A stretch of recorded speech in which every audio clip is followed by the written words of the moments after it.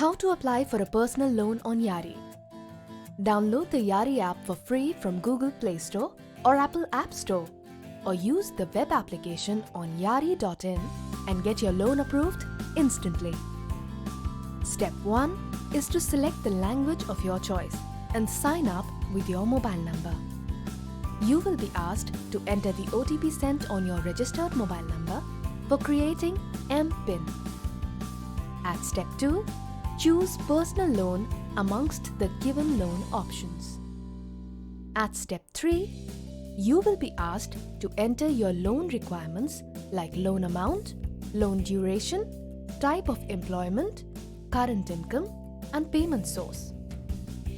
You will be asked to fill in your personal details like email, date of birth, gender, PAN number, first name, last name, contact details, and address.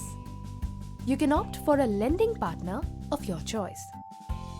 At step 4, approved loan amount and EMI will be displayed on the screen as per the applicant's eligibility.